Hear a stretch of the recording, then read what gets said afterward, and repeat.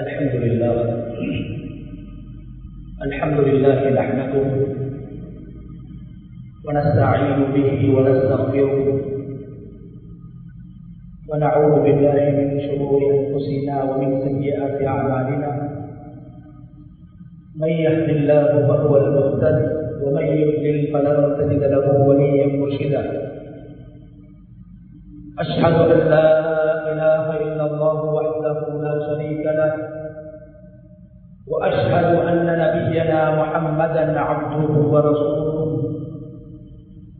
وصلوات الله وسلامه على سيدنا ونبينا محمد وعلى آله وأصحابه وأهل بيته ومن تبعهم بإحسان إلى يوم الدين. أما بعد فأوصيكم عباد الله بتقوى الله جل وعلا، فقد قال الله تبارك وتعالى في كتابه العزيز: أعوذ بالله من الشيطان الرجيم، بسم الله الرحمن الرحيم. يا أيها الذين آمنوا كلوا من طيبات ما رزقناكم واشكروا لله إن كنتم إياه تعبدون. صدق الله العظيم. இந்த உலகை படைத்து பரிமாறித்துக் கொண்டிருக்கும் ரப்புல் ஆலமீன் அல்லாஹ்வுக்கே புகழ் அனைத்தும். ஸலாத்தும் ஸலாமும் நமது இறுதி தூதர் ரஹ்மத்துல் லில் ஆலமீன் முஹம்மது ஸல்லல்லாஹு அலைஹி வஸல்லம் அவர்கள் மீதிலும், அவர்களை பின்பற்றி வாழ்ந்த சஹாபாக்கள், தாபிஊன்கள், தபஉ தாபிஈன்கள், கியாமத்துடைய நாள் வரைக்கும் இந்த உலகத்தில் அல்லாஹ்வை ஏற்று வாழக்கூடிய அனைத்து முஃமின்கள் மீது உண்டாகும். அன்பின் இஸ்லாமிய சகோதரர்களே, அல்லாஹ்வின் நல்லடியார்களே, இந்த உலகத்தில் வாழும் போது எல்லா நிலைகளிலும் அல்லாஹ் ஒருவனை பயந்து தக்வா செய்து கொள்ளுமாறு முதலில் எனக்கும் அப்பால் உங்களுக்கும் வசியத் செய்து கொள்கின்றேன். கண்ணியமான அல்லாஹ்வுடைய நல்லடியார்களே,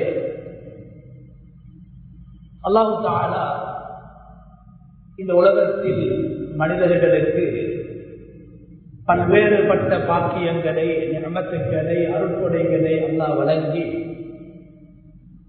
மனிதர்களுக்கென்ற ஒரு தற்காலிக வாழ்க்கையை அல்லாஹ் இந்த உலகத்தில் கொடுத்திருக்கிறார். மனிதர்களுக்கு உலகத்தில் அல்லாஹ்வினால் கொடுக்கப்பட்டிருக்கக்கூடிய அருட்கொடைகளை, நிஅமத்துக்களை மட்டிட முடியாது, அவைகளை பற்றி பேசி முடிக்க முடியாது. அவ்வாறான அல்லாஹ்வினால் அடியார்களுக்கு வழங்கப்பட்ட பிரதானமான 2 நிஅமத்துக்களை அல் குர்ஆன் மிக தெளிவாக பேசிக் கொண்டிருக்கிறது. 2 பிரதானமான முக்கியமான அல்லாஹ்வினால் அடியார்களுக்கு வழங்கப்பட்டிருக்கக்கூடிய பாக்கியம். ஒன்று, கண்ணியமானவர்களே, அல்லாஹ் தஆலா ஒரு மனிதனுக்கு கொடுத்திருக்கக்கூடிய உடல் ஆரோக்கியம். உடம்பில் ஒரு மனிதனுக்கு கிடைக்கின்ற சக்தி, ஆரோக்கியம், இது அல்லாஹ்வினால் ஒரு அடியானுக்கு கொடுக்கப்படக்கூடிய மிக முக்கியமான ஒரு நிஅமத். கண்ணியமான அல்லாஹ்வுடைய நல்லடியார்களே, இந்த உடல் ஆரோக்கியம் இஸ்லாமுடைய 5 அடிப்படை கடமைகள். முதலாவது, ஒரு மனிதன் அல்லாஹ்வை ஏற்றுக்கொள்வது, அல்லாஹ்வை ரப்பாக, இறைவனாக ஏற்றுக்கொள்வது. அதற்கு பின்னால் 4 கடமைகள்: தொழுகை, நோன்பு, ஜகாத், ஹஜ். கண்ணியமானவர்களே, இந்த 4 கடமைகளும் அல்லாஹ் எங்களுக்கு தந்திருக்கக்கூடிய உடம்புடைய நிஅமத், ஆரோக்கியம், இந்த ஆரோக்கியத்தோடு சம்பந்தப்படுகிறது. பரலான தொழுகை, கலிமா சொன்னவர்கள் தொழ வேண்டும். பரலான தொழுகை ஆரோக்கியத்தோடு சம்பந்தப்படுகிறது.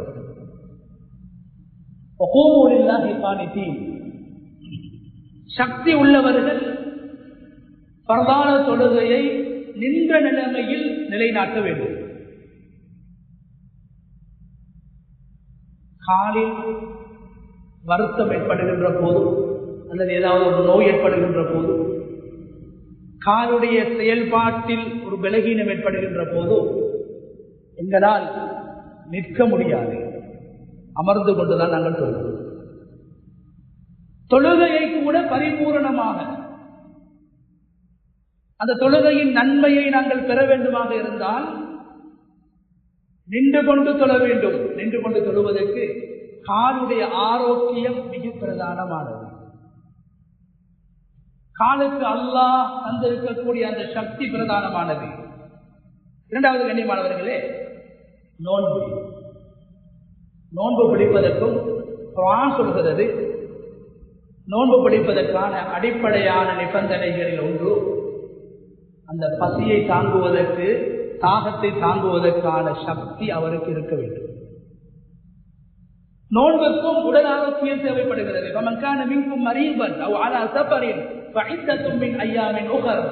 பரலாக்கப்பட்ட நோன்பை கூட, கடமையாக்கப்பட்ட நோன்பை கூட உடம்பில் வலி ஏற்படுகிறது, உடம்பில் ஒரு நோய் ஏற்படுகிறது, பசி தாங்க முடியாத அளவுக்கு வலி வருத்தம் ஏற்படுகிறது. அவருக்கு அந்த நோன்பை விட்டுவிட்டு அவருக்கு ஆரோக்கியம் கிடைத்ததற்கு பின்னால் அந்த நோன்பை கலா செய்யலாம் என்று அல்லாஹ் தஆலா அனுமதி வழங்கி இருக்கின்றார். நோன்பு பிடிப்பதற்கும் உடல் ஆரோக்கியம் தேவைப்படுகிறது. அதே போன்று ஹஜ், வலில்லாஹி அலன் நாஸி ஹஜ்ஜுல் பைத் மன் இஸ்ததாஅ இலைஹி சபீலா. அல்லாஹ் சொல்றான், ஹஜ் யாருக்கு கடமை? அவருக்கு பொருளாதார வசதி இருக்குது, காசு பணம் இருக்குது, செல்வம் இருக்குது. அதே நேரத்தில் அந்த ஹஜ்ஜை நிறைவேற்றத்துக்கு, பிரயாணம் செய்யறதுக்கு, பிரயாணம் செய்து அங்கு போய் தவாஃப் செய்யறதுக்கு, அங்கு சஃபா மர்வாவுக்கு இடையில தொங்கோட்டம் ஓடுறதுக்கு, அரஃபா மினா போன்ற இடங்களில் தரிப்பதற்கு அவருக்கு உடம்புல சக்தி இல்லை என்றால், ஒரு மனிதன் வாழ்க்கையில் ஒரு தடவை செய்ய வேண்டிய, வாழ்நாளில் ஒரு தடவை செய்ய வேண்டிய ஹஜ்ஜை கூட அவர் செய்ய வேண்டிய அவசியம் கிடையாது. எனவே ஹஜ்ஜை நிறைவேற்றுவதற்கும் உடல் ஆரோக்கியம் தேவைப்படுகிறது. உடல் ஆரோக்கியம் இல்லாமல் ஹஜ் என்று சொல்லக்கூடிய வணக்கத்தை கூட நிறைவேற்ற முடியாது. கண்ணியமானவர்கள், அதே போன்றுதான் ஜக்காத். இந்த ஜக்காத்துக்கும் உடல் ஆரோக்கியத்துக்கும் என்ன சம்பந்தம்? ஜக்காத் வசதி உள்ளவர்கள், பொருளாதார ரீதியாக வசதியோடு வாழக்கூடியவர்கள், செல்வத்தோடு வாழக்கூடியவர்கள் ஜக்காத் கொடுக்க வேண்டும். கண்ணியமானவர்களே, ஜக்காத் பெறக்கூடியவர்கள் இருக்கக்கூடிய அதே நேரத்தில் அவர்களை வாழ வைப்பதற்காக வேண்டி இஸ்லாம் கடமையாக்கிய ஒன்றுதான் ஜக்காத் என்று சொல்லக்கூடிய செல்வந்தர்கள் கொடுக்க வேண்டிய, ஏழைகளுக்கு கொடுக்க வேண்டிய அல்லாஹ்வினால் கடமையாக்கப்பட்ட ஒரு கடமை. கண்ணியமானவர்களே, ஒரு மனிதனுக்கு உடல் ஆரோக்கியம் இல்லாமல் அவருக்கு தொழில் செய்ய முடியாது. உடல் ஆரோக்கியம் இல்லாத நேரத்தில் இன்னும் ஒருவருடைய பணம், இன்னும் ஒருவருடைய உதவி, இன்னும் ஒருவருடைய மருத்துவ உதவி, இன்னும் ஒருவருடைய தயவு அவர்களுக்கு தேவைப்படுகிறது. உடல் ஆரோக்கியம் இல்லாமல் ஹலாலான ரிஸ்கை கூட ஒரு மனிதனால் தேட முடியாது, அடைய முடியாது. ஹலாலான ரிஸ்கை அவர் தேடுகின்ற போது, பொருளாதார ரீதியாக அவர் வளருகின்ற போது, ஏழைகளுக்கு கொடுக்க வேண்டிய அந்த அளவை, குர்ஆன் சொல்லக்கூடிய அந்த அளவை அவருடைய பொருளாதாரம் அடைகின்ற போது ஏழைகளுக்கு அவர் கொடுக்க வேண்டும். எனவே பொருளாதார ரீதியாக ஒரு மனிதன் முன்னேற வேண்டுமாக இருந்தால், அவர் முன்னேறினால் முதலாவது கடமை ஜக்காத்தை நிறைவேற்ற வேண்டும். பொருளாதார ரீதியாக அவர் முன்னேற வேண்டுமாக இருந்தாலும் உடல் ஆரோக்கியம் தேவைப்படுகிறது. எனவே இஸ்லாத்துடைய ஆரம்ப அந்த கலிமா என்று சொல்லக்கூடிய அந்த இஸ்லாத்துடைய அடிப்படைக்கு பின்னால் இருக்கக்கூடிய 4 அடிப்படை அம்சத்தோடும் உடல் ஆரோக்கியம் சம்பந்தப்படுகிறது. ஆனால் இதனுடைய பெருமதி தெரியுமானவர்களே, அல்லாஹ்வினால் வழங்கப்பட்ட உடல் ஆரோக்கியத்துடைய பெருமதியை நாங்கள் விளங்காத காரணத்தினால் எங்களுடைய உடம்புக்கு அல்லாஹ் தந்திருக்கக்கூடிய, அல்லாஹ்வினால் வழங்கப்பட்டிருக்கக்கூடிய அந்த சக்தி, அந்த நிஅமத்தை ஒரு பாக்கியமாக நாங்கள் புரியாத போது, நிஅமத்தாக அதை நாங்கள் உணராத போது, அல்லாஹ் எனக்கு தந்திருக்கிறான் என்ற அந்த உணர்வை எங்களுடைய உள்ளத்தில் நாங்கள் ஏற்படுத்தாத போது, நாங்கள் இந்த உடல் உறுப்புகளால் செய்ய வேண்டிய கடமைகளை செய்யாதவர்களாகவும், எங்களுக்கு அல்லாஹ்வினால் வழங்கப்பட்ட இந்த உடல் உறுப்புகளை வீணான முறையில் பயன்படுத்தக்கூடியவர்களாகவும் நாங்கள் மாறி விடுகின்றோம். அதனால் தான் இஸ்லாம் ஒரு மனிதனுடைய அறிவுக்கு, ஒரு மனிதனுக்கு வழங்கப்பட்டிருக்கக்கூடிய பகுத்தறிவுக்கு தீங்கு விளைவிக்கக்கூடிய விடயங்கள்,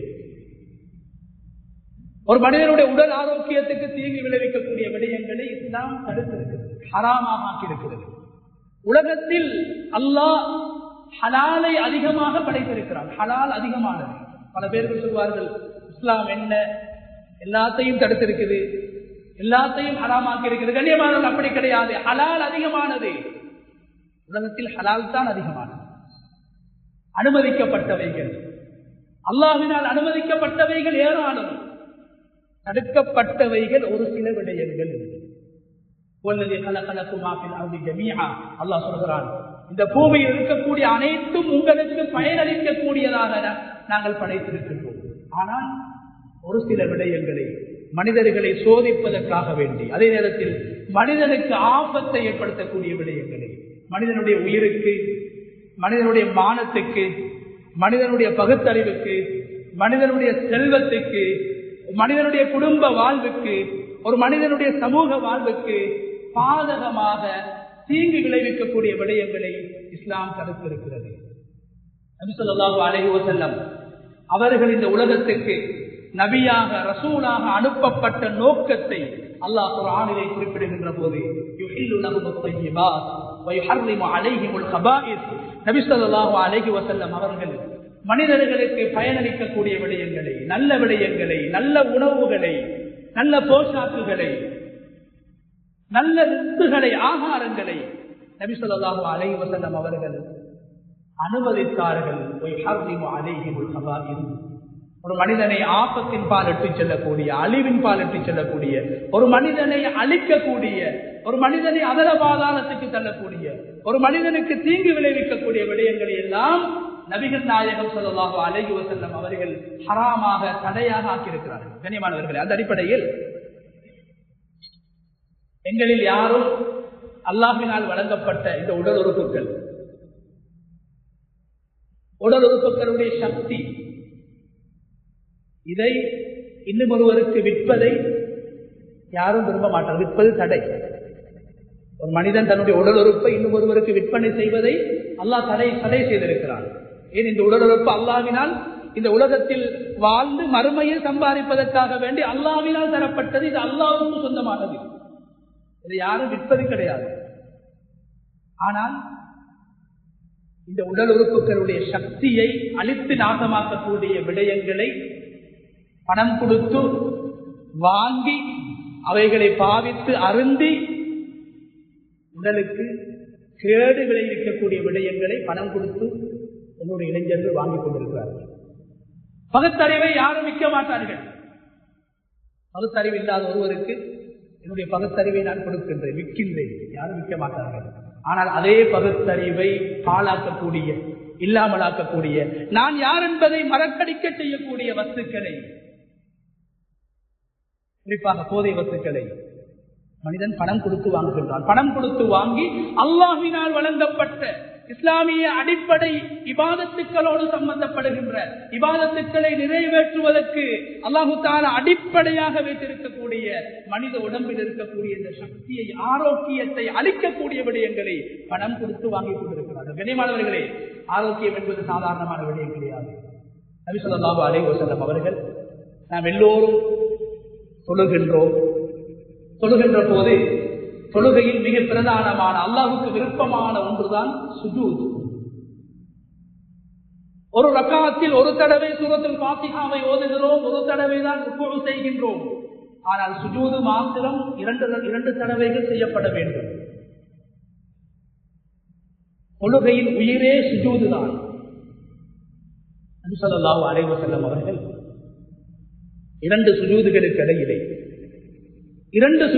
இடையிலே நபி ஸல்லல்லாஹு அலைஹி வஸல்லம் அவர்கள் ஓதிய ஒரு துஆ, ரப்பி இக்ஃபிர்லி வர்ஹம்னி வஜ்புர்னி வர்ஃபஅனி வர்ஸுக்னி வஆஃபினி வஅஃபு அன்னி. இரண்டு சுஜூதுக்கு இடையிலே நபி அவர்கள் ஓதிய துஆ சின்ன துஆ தான். ஆனால் எங்களுடைய வாழ்க்கைக்கு தேவையான எல்லா விடயங்களையும் உள்ளடக்கிய ஒரு துஆ. மரணம் செய்து கொள்ள வேண்டும். இரண்டு சுஜூதுக்கு இடையே நபி அவங்க ஓதினார். ஏற்கனவே ஒரு சுஜூது செஞ்சிருக்கிறேன் ரப்பே, இந்த துவாவுக்கு பின்னாலும் இன்னொரு சுஜூதை செய்ய போகிறேன். நபி அவங்க நல்ல விஷயங்களை செஞ்சிட்டும் துவா செஞ்சிருக்கிறாங்க, துவா செஞ்சிட்டும் நல்ல விடயங்களை செஞ்சிருக்கிறாங்க. இரண்டு நல்ல விடயங்களுக்கு இடையிலே செய்யக்கூடிய துவாவை அல்லாஹ் அவசரமாக ஏற்றுக்கொள்கிறார். சதகா கொடுத்து விட்டு துவா செய்கிறார், குர்ஆனை ஓதிவிட்டு துவா செய்கிறார், நோன்பு பிடித்து துவா செய்கிறார், 2 ரக்காத் தொழுது துவா செய்கிறார். நல்ல விடயத்துக்கு பின்னால் இரண்டு நல்ல விடயங்களுக்கு இடையில் கேட்கப்படக்கூடிய துஆவை அல்லாஹ் அவசரமாக ஏற்றுக்கொள்கிறான் என்ற காரணத்தினால் சந்தர்ப்பத்தை நபி அவர்கள் பயன்படுத்தி 2 சுஜூதுகளுக்கு இடையிலே ஸல்லல்லாஹு அலைஹி வஸல்லம் அவர்கள் பல விடயங்களை கேட்டார்கள். ரிஸ்கை கேட்டார்கள், அல்லாஹ்வுடைய மன்னிப்பை கேட்டார்கள், அல்லாஹ்வுடைய ரஹ்மத்தை கேட்டார்கள். அதே நேரத்திலே வஅஃபு அன்னி, என்னை நீ மன்னித்து விடுவாயாக, மறுமையில் நான் மன்னிக்கப்பட்டவனாக மாற வேண்டும் என்பதை அல்லாஹ்விடத்தில் கேட்பதற்கு முன்னால் ஆஃபினி, யா அல்லாஹ், இந்த உலகத்தில் வாழ்ந்து என்னுடைய உடல் உறுப்புகளால் நல்ல காரியங்களை நான் செய்ய வேண்டும், எனவே உடம்பில் ஆரோக்கியத்தை தருவாயாக என்றுதான் நபி அவர்கள் அல்லாஹ்வுடைய மன்னிப்பை கேட்பதற்கு முன்னால் உலகத்தில் நான் ஆரோக்கியமாக வாழ வேண்டும் என்று ஆரோக்கியத்தை அல்லாஹ்விடத்திலே கேட்டார்கள். ஆஃபினி வஅஃபு அன்னி, எனக்கு ஆரோக்கியத்தை தாரப்பே, ஆரோக்கியம் இருந்தால் தான் உன்னை வணங்கலாம், உன்னை தொழலாம், நீ விரும்புகின்ற காரியங்களை செய்யலாம். அதுக்கு பின்னால நபி அவங்க சொன்னாங்க, வஅஃபு அன்னி, என்னை மன்னித்து விடுவாயா. தொழுகையில் ஆரோக்கியத்தை அல்லாஹ்விடத்திலே நபி அவர்கள் கேட்டார்கள். அதே நேரத்தில் ஸல்லல்லாஹு அலைஹி வஸல்லம் அவர்கள் காலையிலும் மாலையிலும் அல்லாஹ்வை ஞாபகம் செய்ய வேண்டும் என்று அல்லாஹ் குர்ஆனில் நபி அவர்களை பார்த்து சொல்கிறார். நபி ஸல்லல்லாஹு அலைஹி வஸல்லம் அவர்கள் காலையிலும் மாலையிலும் ஓதி வந்த பிரதானமான துஆ, முக்கியமான துஆ, காலையில் எழுந்தவுடன் அல்லாஹ்வை புகழ்வார்கள். அல்லாஹ்வை புகழ்ந்துவிட்டு அல்லாஹ்விடத்தில் ஒரு பிரார்த்தனை செய்வார்கள். என்ன பிரார்த்தனை? அல்லாஹும்ம ஆஃபினி ஃபீ பதனி, அல்லாஹும்ம ஆஃபினி ஃபீ சம்இ, அல்லாஹும்ம ஆஃபினி ஃபீ பஸரி. 3 விஷயம். யா அல்லாஹ், பொதுவாக இந்த உடல் உறுப்புகளில் எனக்கு ஆரோக்கியத்தை தருவாயாக. ஆஃபினி ஃபீ பதனி, என்னுடைய இருதயத்தில், என்னுடைய உடம்பில் ஓடக்கூடிய இரத்தங்கள், என்னுடைய உடம்பில் இருக்கக்கூடிய நரம்புகள், என்னுடைய உடம்பில் இருக்கக்கூடிய மூட்டுக்கள், எனது உடம்பில் இருக்கக்கூடிய சதைகள், இவைகளில் ஆரோக்கியத்தை ஏற்படுத்துவது. காலையில் ஓதக்கூடிய துஆ, வானத்தை பார்த்து அல்லாஹ்வை புகழ்ந்துவிட்டு அல்லாஹும்ம ஆஃபினி ஃபீ பதனி, உடம்பில் ஆரோக்கியத்தை உண்டாக்குவாயா. மிக குறிப்பாக 2 விடயங்களை சொன்னார்கள். அல்லாஹும்ம ஆஃபினி ஃபீ சம்இ, அல்லாஹும்ம ஆஃபினி ஃபீ பஸரி. யா அல்லாஹ், என்னுடைய பார்வையில், கண் பார்வை ஒரு நிஅமத். கண் பார்வைக்கு ஈடாக உலகத்தில் எந்த நிஅமத்துக்களும் கிடையாது. கண் பார்வை மிக பிரதானமான நிஅமத். ஆனால் நபி அவங்க சொன்னாங்க ஒரு ஹதீஸ்ல, உலகத்தில் யாருக்கு 2 கண் பார்வைகள் கொடுக்கப்படவில்லையோ, ஹதீஸுல் குதுஸி அல்லாஹ் சொல்கிறான், எந்த அடியானுடைய 2 கண் பார்வையை நான் பறித்து விட்டேனோ அவனுக்கு சுவர்க்கத்தை தவிர வேற கூலி கிடையாது என்று சொன்னார்கள். ஒரு மனிதனுடைய ஹஜ்ஜி ஏற்றுக்கொள்ளப்பட்டால் சுவர்க்கத்தை தவிர வேற கூலி கிடையாது. அதே போன்று நபி அவர்கள் சொன்னார்கள், 2 கண் பார்வையுடைய நிஅமத் ஒருவருக்கு பறிக்கப்படுகிறது. கண் பார்வை அற்றவராக நான் அவரை உலகத்தில் வாழ வைத்தால், அவருடைய பார்வையை நான் பிடுங்கிவிட்டால், அதற்கு அவர் பொறுமை செய்தால் சுவர்க்கத்தை தவிர வேற எந்த ஒரு கூலியும் அவருக்கு கிடையாது என்று சொன்னார்கள். கண்ணியமானவர்களே, அந்த அளவுக்கு முக்கியமான ஒரு நிஅமத்து தான் கண் பார்வை. சாதாரணமான ஒன்று கிடையாது. நபி ஸல்லல்லாஹு அலைஹி வஸல்லம் அவங்க இந்த கண் பார்வையுடைய நிஅமத்தை சஹாபாக்களுக்கு நபி அவர்கள் பிறப்பதற்கு முன்னால் நடந்த ஒரு சம்பவத்தை சொல்லி சஹாபாக்களுக்கு உணர்த்தினார்கள். சொன்னாங்க நபி ஸல்லல்லாஹு அலைஹி வஸல்லம் அவங்க ஒரு சந்தர்ப்பத்தில், அல்லாஹு தஆலா பனு இஸ்ரவேலர்களுடைய காலத்தில் வாழ்ந்த ஒரு மனிதர், ஒரு நல்ல மனிதர், 500 வருடங்களுக்கு மேலால் உலகத்தில் வாழ்ந்தார். அவங்களுக்கு கொடுக்கப்பட்ட ஆயுள் காலம் 500 வருடங்கள். இவர் மரணித்து விடுகிறார். மரணித்த நேரத்தில் அல்லாஹு தஆலா அந்த மரணித்த நபரை பார்த்து, மனிதரை பார்த்து அல்லாஹ் சொல்வானாம், உதுகுலில் ஜன்னத பிரஹ்மதி, அடியானே என்னுடைய ரஹ்மத்தினால் நீ சொர்க்கத்துக்கு சென்று விடு. அந்த அடியான் அல்லாஹ்விடத்தில் சொல்வானாம், யா அல்லாஹ், நான் உலகத்தில் 500 வருஷங்களுக்கு அதிகமாக வாழ்ந்திருக்கிறேன். 500 வருடங்களுக்கு அதிகமாக நான் வாழ்ந்து நோன்பு பிடித்திருக்கிறேன். 500 வருடங்களாக ஜகாத்தும் கொடுத்திருக்கிறேன், தொழுது இருக்கிறேன், நல்ல அமல்களை செய்திருக்கிறேன். நான் செய்த அமல்களை வைத்து எனக்கு சொர்க்கத்தை தா. உன்னுடைய ரஹ்மத்தால் போக வேண்டிய அவசியம் கிடையாது, உனது தயவு அவசியம் கிடையாது. நான் அமல் செய்திருக்கிறேன், என்னுடைய அமல்களை போதும் நான் சொர்க்கம் செல்வதற்கு. அல்லாஹ்வோடு விவாதம் செய்கிறார் ஒரு அடியார். கண்ணியமானவர்களே, அல்லாஹு தஆலா நன்மைகளை நெருக்கக்கூடிய மலக்குமார்களை அழைத்து அல்லாஹ் சொல்வான், இந்த அடியான் 500 வருடங்கள் தொழுத தொழுகைகள், 500 வருடங்கள் பிடித்த நோன்புகள், 500 வருடம் கொடுத்த ஜகாத்துக்கள், இது போன்ற கடமையாக்கப்படாத எத்தனையோ அமல்களை எல்லாம் இவர் செய்திருப்பார். 500 வருடங்களாக இவர் செய்த சகல அமல்களையும் நன்மைகளையும் நீங்கள் நிறுத்தி பாருங்கள். மலக்குமார்கள் நிற்பார்கள். 500 வருடங்களுடைய நோன்பு, 500 வருடத்துடைய ஜகாத், 500 வருடத்துடைய ஹஜ், 500 வருடத்துடைய தொழுகை, இது போன்ற கடமையாக்கப்படாத எத்தனையோ அமல்கள் நிறுத்தப்படும். நிறுத்திவிட்டு அல்லாஹ் மாணவர்களை பார்த்து கேட்பான், நிறுத்திவிட்டீர்களா? ஆம், நிறுத்திவிட்டோம், இவருடைய நன்மையை நிறுத்திவிட்டோம். மாணவர்கள் சொல்வார்களாம், யா அல்லாஹ், இவர் 500 வருடங்களாக செய்த அமல்கள் உலகத்தில் இவர் வாழக்கூடிய நேரத்தில் இவருக்கு கொடுக்கப்பட்ட கண் பார்வை என்ற நிஅமத், பார்வை என்ற நிஅமத்துக்கு இவர் செய்த 500 வருடங்களுடைய இபாதத்துக்களும் ஈடாக மாட்டாது. சொர்க்கம் செல்வதற்கல்ல, உலகத்தில் இவர் உலகத்தை பார்ப்பதற்கு நீ இவருக்கு உலகத்தில் கொடுத்த அந்த கண் பார்வை என்ற அந்த நிஅமத்துக்கு கூட இவர் செய்த 500 வருடத்துடைய அமல்கள் ஈடாகவில்லை என்று சொன்ன போது அல்லாஹ் தஆலா மாணவர்களை பார்த்து சொல்வான், இவரை நீங்கள் நரகத்துக்கு அனுப்பிவிடுங்கள். என்னுடைய ரஹ்மத்தினால் சொர்க்கம் செல்ல வேண்டும் என்று நான் சொன்னேன். அவர் சொல்கிறார், நான் செய்த நன்மைகளால் எனக்கு சொர்க்கத்தை கொடு என்று. அவர் செய்த நன்மைகள் சொர்க்கம் செல்வதற்கல்ல, உலகத்தில் வாழ்கின்ற போது உலகத்தை பார்ப்பதற்கு அவருக்கு கொடுக்கப்பட்ட கண் பார்வை என்ற நிஅமத்தை விட நிஅமத்துக்கு கூட ஈடாகவில்லை. அவரை நரகத்துக்கு அனுப்பிவிடுங்கள். கண்ணியமான அந்த நேரத்தில் அந்த அடியான் செஞ்சுவார், யாதை என்னை மன்னித்து விடு,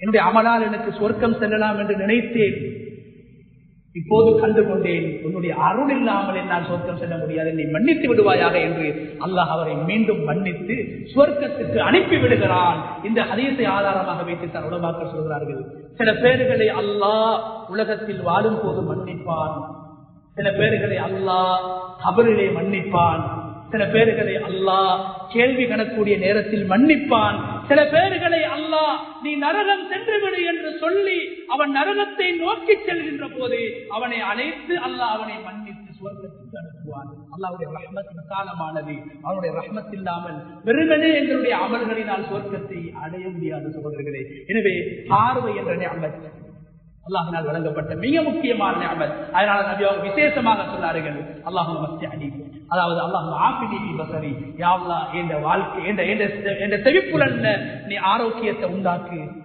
நல்ல முறையில கேட்கக்கூடிய சக்தியத்தா, அதே நேரத்தில் நல்ல பார்வையத்தா என்று அல்லாஹ்விடத்துல நபிகள் நாயகம் ஸல்லல்லாஹு அலைஹி வஸல்லம் துஆ செய்தார். அதே போல கண்ணியமான அல்லாஹ்வுடைய நபி ஸல்லல்லாஹு அலைஹி வஸல்லம் அவர்கள் அப்துல்லாஹ் இப்னு உமர் ரலியல்லாஹு அன்ஹு அவங்க சொல்றாங்க, நபி ஸல்லல்லாஹு அலைஹி வஸல்லம் அவங்க எந்த சபையை விட்டு கலைந்து செல்வதாக இருந்தாலும், சபைகளில் சஹாபாக்களோடு அமர்ந்து சபைகளில் இருந்து கலைந்து செல்கின்ற போது நபி ஸல்லல்லாஹு அலைஹி வஸல்லம் அவங்க அல்லாஹ்விடத்தில் ஒரு நீண்ட துஆ, அதுல முக்கியமாக 3 விஷயங்களை கேட்பாங்க ஒவ்வொரு சபைகளிலும். அப்துல்லாஹ் இப்னு உமர் ரலியல்லாஹு அன்ஹு யாரு? நபி அவர்களுடைய சுன்னாவை மிக அதிகமாக தேடி தேடி பின்பற்றியவர்கள். சஹாபாக்களில் மிக அதிகமாக நபி அவர்களுடைய ஒவ்வொரு சுன்னாக்களையும் அணுவணுவாக பின்பற்றியவர்கள் சொல்கிறார்கள். நபி ஸல்லல்லாஹு அலைஹி வஸல்லம் அவர்கள் சபைகளில் இருந்து கலைந்து செல்கின்ற போது ஒரு துஆ செய்வார்கள். அந்த துஆவை அந்த சஹாபி காதால கேட்டுத்தான் அறிவிக்கிறார். மனசால நபி அவங்க ஓதிட்டு போயிருந்தா அந்த சஹாபிக்கு தெரியாது. சஹாபாக்கள் அந்த துஆவை கற்றுக்கொள்ள வேண்டும் என்பதற்காக சப்தமாக நபி அவர்கள் ஓதினார்கள். அதனால்தான் அப்துல்லாஹ் இப்னு உமர் ரலியல்லாஹு அன்ஹு அவர்கள் நபி அவர்கள் ஓதுவதை நாங்கள் கேட்டிருக்கிறோம் என்று சொல்லி அந்த துஆவை சொல்லித் தருகிறார்கள். اللهم متعني بسمعي وبصري وقوتي. மூணு விஷயம். اللهم متعني بسمعي وبصري وقوتي. யா அல்லாஹ் என்ற செவிப்புலனிலும் என்ற பார்வையிலும் என்னுடைய உடம்புடைய ஆரோக்கியம் சக்தியிலும் நீ அதிகரிப்பை ஏற்படுத்துவாயாக, எனது ஆரோக்கியத்தை பாதுகாப்பாயாக என்று அல்லாஹ்விடத்தில் ஒவ்வொரு சபையை விட்டும் அருமை நாயகம் ஸல்லல்லாஹு அலைஹி வஸல்லம் அவர்கள் விடைபெறுகின்ற போது அல்லாஹ்விடத்தில் ஆரோக்கியத்தை கேட்டு விடைபெற்றிருக்கிறார்கள். சஹாபாக்கள் சொல்கிறார்கள், நபி ஸல்லல்லாஹு அலைஹி வஸல்லம் அவர்கள் தவாப் செய்கின்ற போது மிக அதிகமாக கேட்கக்கூடிய துஆக்களில் ஒன்று அல்லாஹும்ம இன்னி அஸ்அலுக்கல் அஃப்வ வல் ஆஃபியா. யா அல்லாஹ் உன்னிடத்தில் நான் மன்னிப்பை தேடுகின்றேன், உன்னுடைய மன்னிப்பை கேட்கின்றேன், நீ என்னை மன்னிக்க வேண்டும். இரண்டாவது, உலகத்திலே வாழ்கின்ற போது அமல்களை சரியாக சீராக பூர்த்தியாக செய்வதற்கு உடல் ஆரோக்கியம் எனக்கு தேவைப்படுகிறது, ஆரோக்கியத்தின் தருவாயாக என்று இரண்டு விடயங்களையும் துஆ ஏற்றுக்கொள்ளப்படக்கூடிய அந்த புனிதமான இடத்திலே அல்லாஹ்வுடைய மாளிகைக்கு முன்னால் தவாப் செய்கின்ற போது வலம் வருகின்ற போது ஸல்லல்லாஹு அலைஹி வஸல்லம் அவர்கள் அல்லாஹ்விடத்தில் ஆரோக்கியத்தை கேட்கிறார். எனவே கண்ணியமான இதனால் தான் இஸ்லாம் மனிதனுடைய ஆரோக்கியத்தை பாதிக்கக்கூடிய விடயங்களை, மனிதனுடைய பகுத்தறிவை பாதிக்கக்கூடிய விடயங்களை தடை செய்திருக்கிறது. எனவே நாம் யாரும் எங்களுடைய சக்தியை இன்னும் ஒருவருக்கு நாங்கள் பணமாக விற்க மாட்டோம், உடல் உறுப்புகளை விற்க மாட்டோம். ஆனால் இது எப்படி மாறி இருக்கிறது? எங்களுடைய சக்தியை, எங்களுடைய ஆரோக்கியத்தை, எங்களுடைய பார்வை, எங்களுடைய செவிப்புலனை, உடம்புடைய சக்தியை நான் ஒரு ஆண் என்று அடையாளப்படுத்தக்கூடிய மனித இனம் உருவாக்கப்படுவதற்கு காரணமாக இருக்கக்கூடிய எங்களுடைய ஆண்மையை இல்லாமல் வைக்கக்கூடிய விடயங்களை பணம் கொடுத்து வாங்கும் பருவது, பணம் கொடுத்து வாங்கும். கண்ணியமானவர்களே, போதை வஸ்துக்களில் மிக குறைந்தது, அதாவது பாதிப்பில் மிக குறைந்தது போதை வஸ்துக்களில் எல்லாம் ஹராம், அதுல பாதிப்பில மிக குறைந்ததுதான் மது. ஏனைய போதை வஸ்துக்களை ஒப்பிட்டு பார்க்கின்ற போது கண்ணியமானவர்களே, இந்த மதுவை கூட நபி அவங்க சொன்னாங்க, உங்கள் ஹபாயிஸ், மது அருந்துவதன் மூலமாக அது எல்லா பாவங்களுக்கும் காரணமாக மாறிவிடும். மது அருந்தக்கூடியவர் கண்ணை மறந்து விடுவார், பகுத்தறிவை இழந்து விடுகிறார், எங்கு இருக்கிறேன் என்பதை மறந்து விடுவார், எதை பேசுகிறேன் என்பதை மறந்து விடுவார், வீணான வார்த்தைகளை பேசுவார், வீணாக சண்டை பிடிப்பார், அவதூறுகளை சொல்வார், கற்பனைகளின் அடிப்படையில் சில விடயங்களை யூகித்து அவர் சொல்ல ஆரம்பிப்பார். பல்வேறுபட்ட பிரச்சனைகளுக்கு அது காரணமாக மாறும். தபரானியுடைய ஹதீஸ் வருகிறது, இந்த மது போதை வஸ்துக்களில் மிக குறைந்த பாதிப்பை ஏற்படுத்தக்கூடிய ஸல்லல்லாஹு அலைஹி வஸல்லம் அவருடைய காலத்தில் காணப்பட்ட, நபி அவர்கள் பிறப்பதற்கு முன்னால் காணப்பட்ட, ஜாஹிலியா காலத்தில் இருந்து காணப்பட்ட இந்த மதுவை பற்றி சொல்லும் போது சுருக்கமாக நபி அவங்க சொன்னாங்க, அது எல்லா பாவங்களுக்கும் அடிப்படை.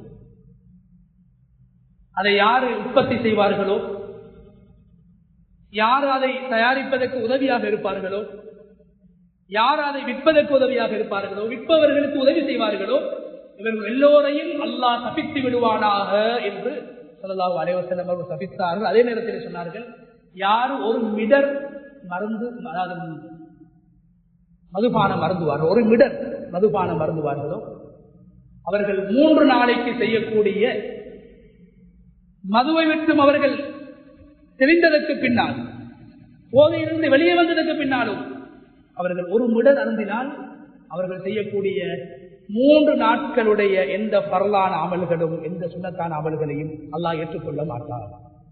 ஒரு மிடர். ஒமன் ஷரிப கஅஸன்.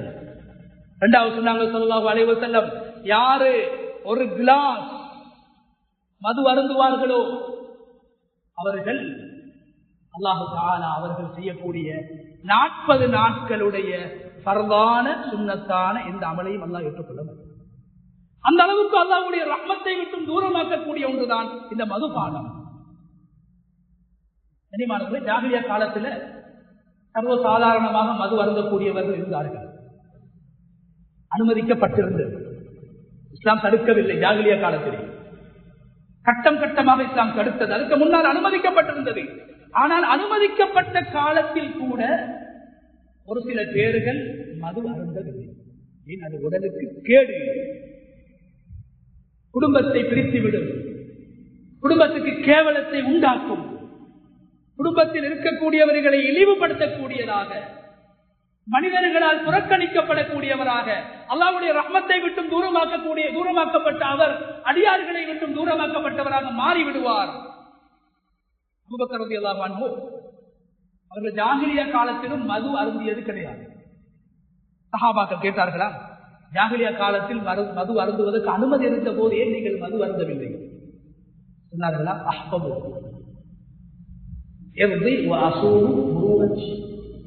சொன்னாங்க, நான் ஜாகிலியா காலத்தில் கூட என்னுடைய கண்ணியத்தை பேணி வாழ வேண்டும். மனிதன் என்பவனுக்கு ஒரு கண்ணியம் இருக்கிறது, சுயமரியாதை இருக்கிறது.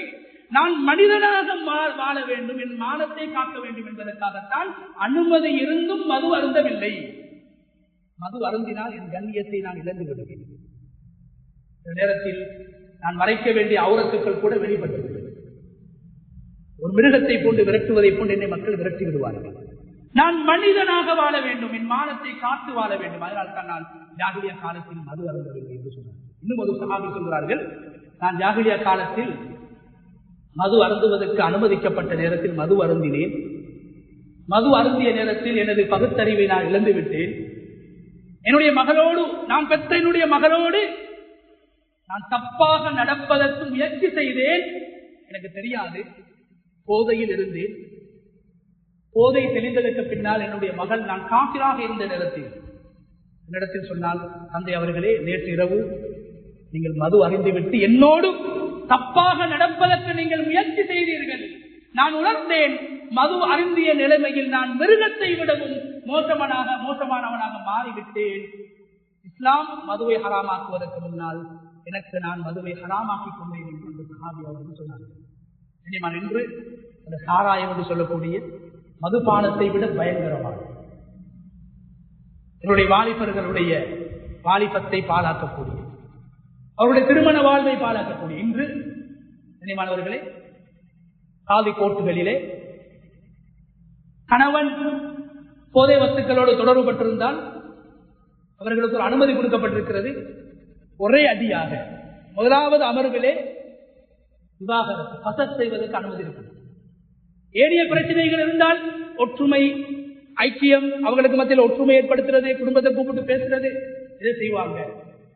போதை வஸ்துக்கு அடிமையாகி ஒருவரால் ஒரு குடும்பம் பாழாகுகிறது, ஒரு பெண்ணின் கனவுகள் வீணாகுகிறது, பிள்ளைகளுடைய வாழ்க்கை சீரழிந்து போகிறது,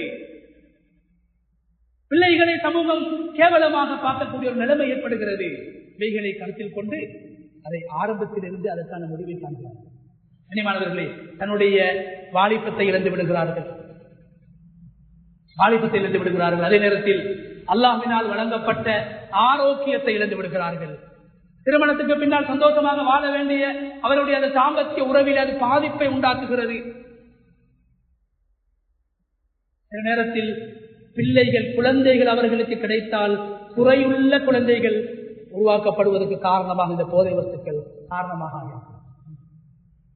சில பகுதிகளில் சில வாலிபர்கள் திருமணம் செய்த இரவிலிருந்து ஒவ்வொரு நாள் இரவுகளிலும் அவர்கள் போதை வஸ்துக்களை பாவித்துத்தான் இல்லற வாழ்க்கையில் கூட ஈடுபடுகிறார்கள். கண்ணியமானவர்களே, இந்த போதை வஸ்து கண்டுபிடிக்கப்பட்டதே குறிப்பாக ஆப்பிரிக்கா நாடு ஒரு காலத்திலே எழுச்சி பெற்று வர ஆரம்பித்தது, வளர ஆரம்பித்தது. அந்த காலகட்டத்தில் தான் ஐரோப்பிய நாடுகளில் இவ்வாறான போதை வஸ்துக்களை தயாரிப்பு செய்து ஆப்பிரிக்கா நாடுகளுக்கு இலவசமாக விநியோகம் செய்து, ஆப்பிரிக்கா நாடு பொருளாதாரத்தில் முன்னேற்றம் கண்டுவிடக் கூடாது, ஒரு காலத்தில் அந்த நாடுகள் வல்லரசுகளாக மாறிவிடக் கூடாது என்பதற்காக ஆப்பிரிக்கா நாடுகளுக்கு இலவசமாக அவர்கள் விநியோகம் செய்தார்கள். இன்று அதிகமான கொள்ளைகளும் களவுகளும் துஷ்பிரயோகங்களும் கற்பழிப்புகளும் நடைபெறக்கூடிய ஒரு தேசமாக கண்டமாக ஆப்பிரிக்கா கண்டம் காணப்படுகிறது. காரணம் என்ன? பல வருடங்களுக்கு முன்னால் அங்கு வாழ்ந்தவர்களை ஒவ்வொரு குடும்பத்திலும் குறைந்தபட்சம் ஒருவரையாவது போதை வஸ்துக்களோடு தொடர்புபட்டவர்களாக ஆக்கிவிட்டார்கள். ஒன்றோ விற்கக்கூடியவர் அல்லது வாங்கி அருந்தக்கூடியவர், அதை பாவிக்கக்கூடியவர்களாக மாற்றிவிட்டார். ஏன் காரணம்? ஆப்பிரிக்காவுடைய பொருளாதாரத்தை விழுத்தாட்ட வேண்டும் என்பதற்காக. யூத ஜியோனிசவாதிகளுடைய சக்தியாக இருக்கிறது.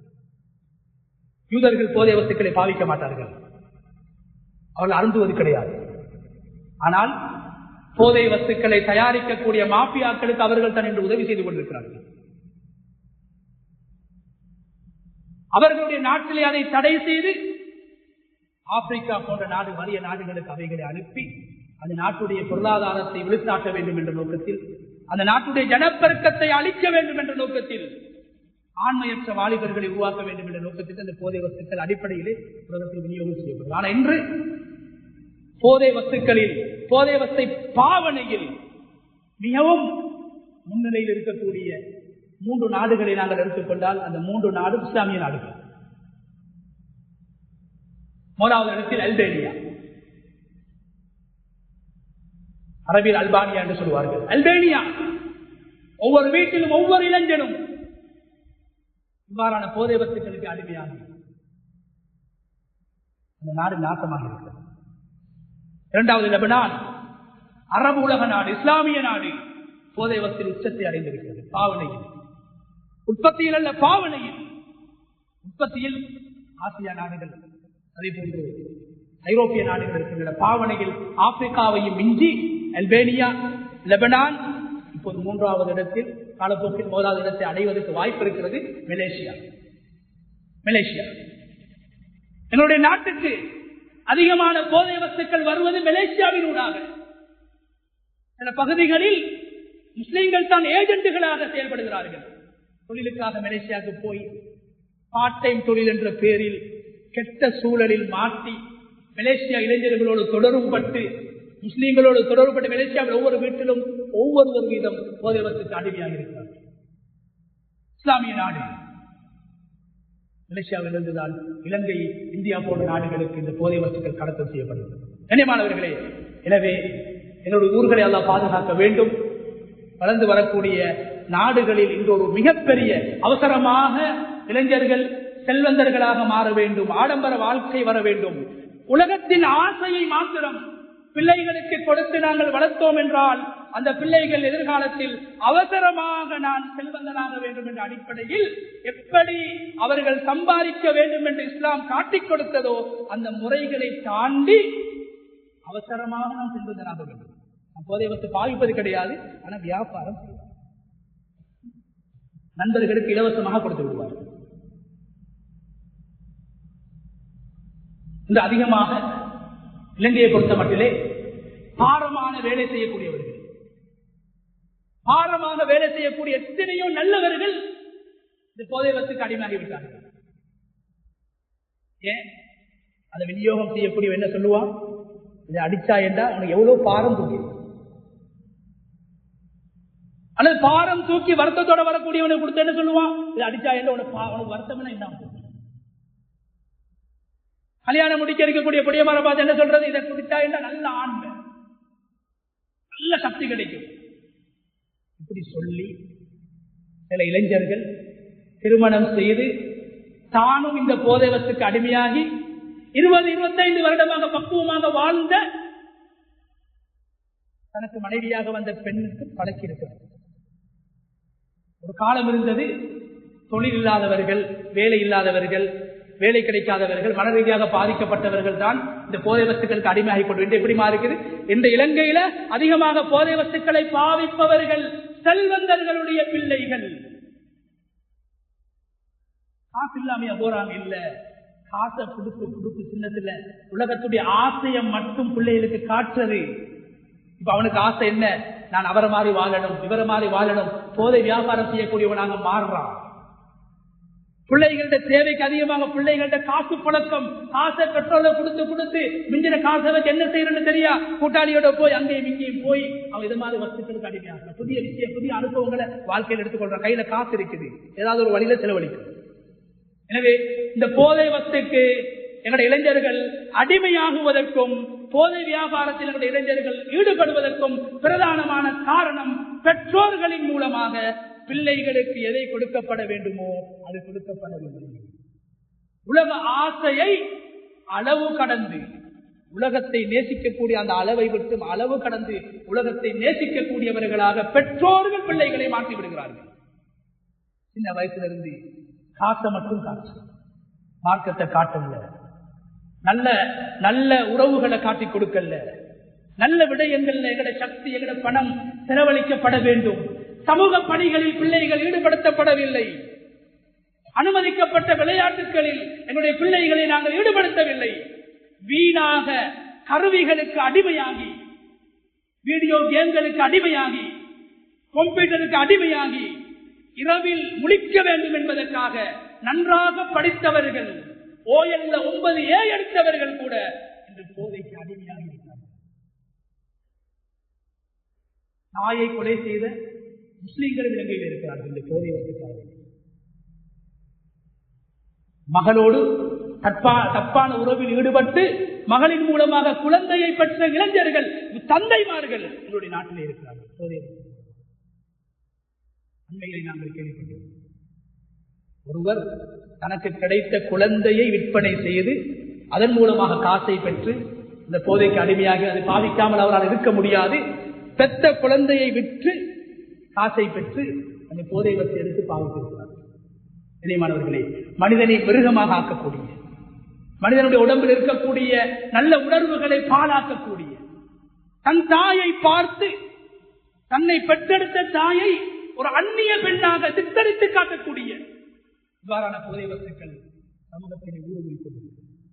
இணையமானவர்களே, இஸ்லாம் இப்போதே இவ்வாறான விடயங்களை ஹராமாக தடுத்து அதை ஹராமாக்கி அதை பெரும்பாவமாக ஆக்கியிருக்கிறது.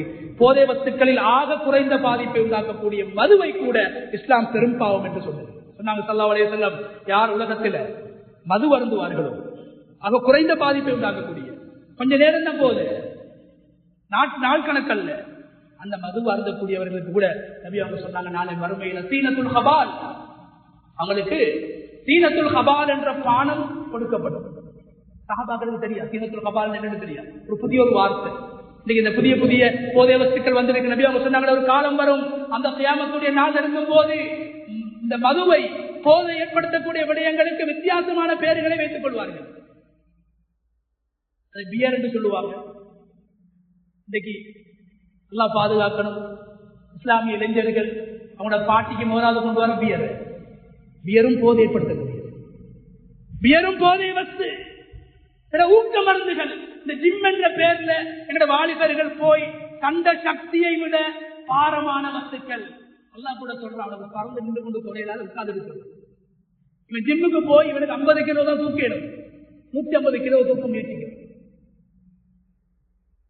ஜிம்முக்கு போகக்கூடிய பெரும்பாலான இளைஞர்கள் 2 விடயத்திலே பாதிக்கப்பட்டிருக்கிறார்கள். ஒன்று, தன்னுடைய சக்தியை விட பாரமான விடயங்களை அவர்கள் தூக்க முயற்சித்த காரணத்தினால் மாரடைப்பு ஏற்பட்டு மரணித்திருக்கிறார்கள். உண்மை ஹராம் என்று பேச வரவில்லை, எங்களுடைய சக்திக்கு ஏற்றவாறு சில விடயங்களை செய்ய வேண்டும். இரண்டாவது, ஆண்மையை இழந்திருக்கிறார்கள். மூன்றாவது, போதைக்கு அடிமையாக இருக்கிறார்கள். ஏன் அது தூக்கணும் என்றா ஏதாவது அடிச்சாதான் ஒரு கூட்டாளி கொடுத்துக்குவாங்க. கூட்டாளி மாதிரி அப்படி இது அடிமை செய்த ஹாஃப் அடி, இன்னைக்கு 150, நாளைக்கு 200 தூக்கி. இப்படியாக இன்று செல்வந்தர்களுடைய பிள்ளைகள் கூட களவெடுத்து வாழக்கூடியவர்களாக இன்னும் ஒத்தண்ட வாகனத்தை, இன்னும் ஒத்தண்ட பைஸ்களை, இன்னும் ஒத்தண்ட போன, இன்னொரு வீட்டுடைய ஒரு பொருளை களவெடுத்து வாழக்கூடிய திருட்டு சமூகம் உருவாக்கப்படுவதற்கு சில போது இந்த ஜிம் சென்டர்கள் காரணமாக ஆகியிருக்கிறது. கண்ணியமானவர்களே, அல்லாஹு தஆலா மனிதனுக்கு நலவை உண்டு பண்ணக்கூடிய துணியோ விடயங்கள் எல்லாம் ஹலாலாக்கி இருக்கிறார். மனித உடம்புக்கு சக்தி ஏற்படுத்தக்கூடிய பாலை, தேனை, பேரிச்சம்பழத்தை நபி ஸல்லல்லாஹு அலைஹி வஸல்லம் விரும்பி சாப்பிட்டார்கள். சாப்பிட்டு விட்டு நபி அவர்கள் நடப்பார்கள். இஷாவுக்கு பின்னால் சாப்பிட்டால் நடப்பார்கள். நபி ஸல்லல்லாஹு அலைஹி வஸல்லம் அவருடைய நெஞ்சும் வயிறும் சமமாக இருக்கும். நபி அவர்கள் தொப்பை கிடையாது, ஆரோக்கியமான உணவுகளை சாப்பிட்டு இருக்கிறார்கள், நடந்திருக்கிறார்கள். மாமிசங்களை சாப்பிட்டிருக்கிறார்கள், பல வர்க்கங்களை சாப்பிட்டிருக்கிறார்கள், மரக்கறி வகைகளை சாப்பிட்டிருக்கிறார்கள். ஹலால் அதிகமாக இருக்கிறது, ஹராம் குறைவாக இருக்கிறது. எனவே இஸ்லாம் ஹலாலை அனுமதித்திருக்கிறது. மனிதனுடைய அறிவுக்கு, மனிதனுடைய உடம்புக்கு, மனிதனுடைய குடும்ப வாழ்வுக்கு, மனிதனுடைய சமூக வாழ்வுக்கு, ஒரு மனிதனுடைய தனிப்பட்ட வாழ்வுக்கு பாதிப்பாக அமையக்கூடிய விடயங்களை, விளைவை ஏற்படுத்தக்கூடிய விடயங்களை இஸ்லாம் தடுத்திருக்கிறது. எனவே நாங்கள் வாழக்கூடிய இந்த காலம், கண்ணியமானவர்களே, எங்களுடைய இஸ்லாமிய சமூகத்தை, குறிப்பாக இளைஞர்களை இலக்கு வைத்து திட்டம் தீட்டப்பட்டு, ஆப்பிரிக்காவுக்கு எப்படி வல்லரசு நாடுகள் திட்டம் தீட்டி ஆப்பிரிக்காவை அழிக்க முயற்சிக்கிறார்களோ அதுபோன்ற இவருடைய இஸ்லாமிய நாடுகள் இஸ்லாமிய இளைஞர்களை அழிப்பதற்கு திட்டமிட்டுக் கொண்டிருக்கிறார்கள்.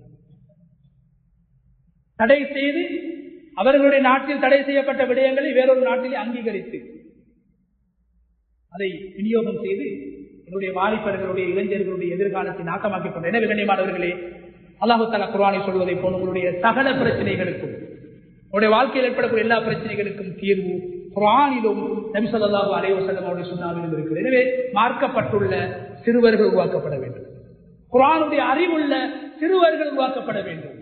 குர்ஆன் மதரசாக்களில் இருந்து, சிறு பிராயத்தில் இருந்து அவர்களுக்கு ஒழுக்கமும் இவ்வாறான வஸ்துக்களுடைய பாதிப்புகளும் அவர்களுக்கு உணர்த்தப்பட வேண்டும். அதிகமாக இது போன்ற வஸ்துக்களுக்கு பாதிக்கப்படுகிறது. மிச்சம் ஈடுபடுறது 11, 12, 13 வயசு பிள்ளைகள். 13, 12, 13 வயசு பிள்ளைகள் தான் அதிகமான இந்த போதை வஸ்துக்கு விளைவு தெரியாது, பாரதூரம் தெரியாது, என்ன நடக்கும் என்று தெரியாது, சும்மா அதை பாதிக்கிறாங்க. காலப்போக்குல அதுக்கு அடிமையாகி வீட்டுக்குள்ளே திருடக்கூடிய திருடனாக மாறி, வீட்டை விட்டு வெளியேற்றப்படக்கூடியவனாக மாறி, சில சந்தர்ப்பங்கள்ல அதாவது போதை வஸ்துக்களை பாவிக்கிறதுக்கு பணம் கிடைக்கலன்றதுக்காக வேண்டி 13, 12 வயது இளைஞர்கள், பல பேர்கள், இஸ்லாமிய இளைஞர்கள் தற்கொலை செய்த வரலாறும் எங்களுடைய நாட்டில் இடம்பெற்றிருக்கிறது. எனவே எங்களுடைய இந்த சமூகம் பாதுகாக்கப்பட வேண்டுமாக இருந்தால், போதை வஸ்துக்களை விட்டு பாதுகாக்கப்பட வேண்டுமாக இருந்தால், வெறுமனே அரசு மாத்திரம் அல்ல, அல்லது அரசு அதிகாரிகள் மாத்திரம் அல்ல, ஒவ்வொரு பெற்றோரும் தன்னுடைய குடும்பத்தில் இருந்து இந்த போதை வஸ்துக்களை ஒழிப்பதற்கான திட்டங்களை வகுத்து பிள்ளைகளை அவதானித்து யாரோடு பழகுகிறார்கள், யாரோடு பேசுகிறார்கள், தனிமையில் இருந்து இந்த போனின் மூலமாக யாரோடு உறவை வைத்திருக்கிறார்கள், எந்த நாட்டுக்காரனோடு உறவை வைத்திருக்கிறார்கள் என்ற விடயங்களை அவதானிப்பது, பார்ப்பது ஒவ்வொரு பெற்றோருடைய கடமையாக இருப்பதை போன்றோ பாடசாலைகளுடைய ஆசிரியர்கள், மதரசாக்களுடைய முஅல்லிம்கள், பள்ளிவாசல்களுடைய இமாம்களுக்கும் பொறுப்பாக இருக்கிறது. இவ்வாறான விடயங்களுக்கு ஊர் மக்கள், நிர்வாகம், பெற்றோர்கள் எல்லோரும் ஒத்துழைக்கின்ற போது போதை வஸ்துக்களை விட்டு பாதுகாக்கப்பட்ட, மதுபானமும் போதை வஸ்து தான், மதுபானத்தை விட்டு பாதுகாக்கப்பட்ட ஒரு சிறந்த ஒரு சமுதாயத்தை உருவாக்கலாம். வல்லநாயன் அல்லாஹு தஆலா இவ்வாறான மனிதனை அழிக்கக்கூடிய, மனிதனை அழிவின் பால் இட்டுச் செல்லக்கூடிய, மனிதனை நரகத்தின் பால் இட்டுச் செல்லக்கூடிய இவ்வாறான மோசமான பாவனைகளை விட்டும் அல்லாஹ் எம்மையும், நம்முடைய பிள்ளைகளையும், நம்முடைய சந்ததியினர்களையும், இந்த ஊர் மக்களையும், இந்த நாட்டு மக்களையும் அல்லாஹு தஆலா பாதுகாத்து அல்லாஹ்வின் பக்கம் தொடர்பு பட்டவர்களாக, அல்லாஹ்வினால் அனுமதிக்கப்பட்ட ஹலாலான வஸ்துக்களை புசித்து அதன் மூலமாக ஆரோக்கியத்தை பெற்று அந்த ஆரோக்கியத்தை நல்ல வழியிலே செலவழிக்கக்கூடியவர்களாக நம் அனைவரையும் வல்லநாயன் அல்லாஹு தஆலா ஆக்கி அருள்வானாக. யா அல்லாஹ் எங்களுடைய பாவங்களை மன்னிப்பாயாக, யா அல்லாஹ் எங்களுடைய மாதாபிதாக்களுடைய பாவங்களை மன்னிப்பாயாக. யா அல்லாஹ் ஈமானோடு வாழ்ந்து ஈமானோடு இந்த உலகத்தை விட்டு பிரியக்கூடிய சந்தர்ப்பத்தை நம் அனைவருக்கும் நீ ஏற்படுத்தி தருவாயாக. யா அல்லாஹ் என்னுடைய இளைஞர்களையும், என்னுடைய யுவதிகளையும், என்னுடைய ஊர் மக்களையும் எல்லோரையும் நீ ஆபத்தான விடயங்களை விட்டு, நாச காரியங்களை விட்டு பாதுகாத்து புனிதமான, உனக்கு பொருத்தமான வாழ்வை வாழக்கூடியவர்களாக மாற்றி அமைப்பாயாக. அல்ஹம்துலில்லாஹி ரப்பில் ஆலமீன்.